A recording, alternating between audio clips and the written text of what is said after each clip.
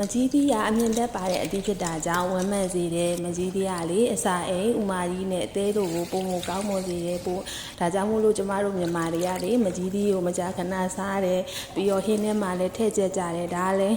ဒီလိုပူပြင်းတဲ့ရာသီဥတုဆိုလို့ရှိရင်မကြီးဖြော်ရည်လေးတွေလှုပ်တောက်ကြတယ်လေဒါလည်းကျမတို့မြန်မာတွေရဲ့ traditional တစ်ခုလိုဖြစ်နေတာပေါ့နော်ဒီနေ့ကလည်းရာသီဥတုအရန်ပူတော့ကျမမကြီးဖြော်ရည်ဖြော်တောက်ဖြစ်လို့ဒါဖြော်နည်းလေးကိုလာပြီးတော့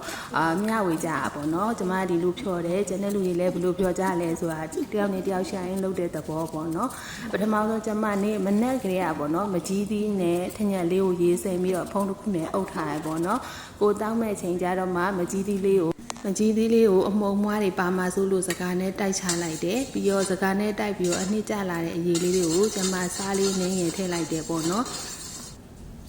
ထည့်ပြရနဲ့ကျမကိုတောက်မဲ့ခွက်သေးကိုနည်းနည်းလောက်ပဲထည့်လိုက်တယ်ပိုးတဲ့ဟာတွေကိုဘူးလေးနဲ့တိမ့်ထားမယ်ပေါ့နော်နောက်နေ့တောက်ချင်တောက်လို့ရအောင်လို့ပြီးရင်ကြောက်ကြောမဲလေးကိုအတုံးသေးသေးလေးလှီးထည့်လိုက်ပါတယ်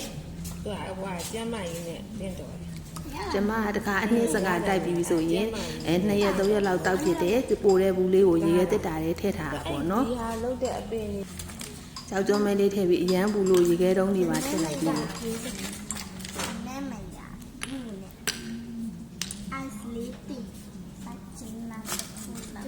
နောက်ဆုံးအနေနဲ့တမယာသီးတစ်စိမ်းလောက်တည်းညှစ်လိုက်တာပေါ့နော်ဒါဆိုလို့ရှိရင်အေးအေးလေးနဲ့မှု့မှု့လေးမကြီးနံလေးနဲ့လေအရသာရှိရဲ့မကြီးဖြော်လေးလေးရတာပေါ့နော်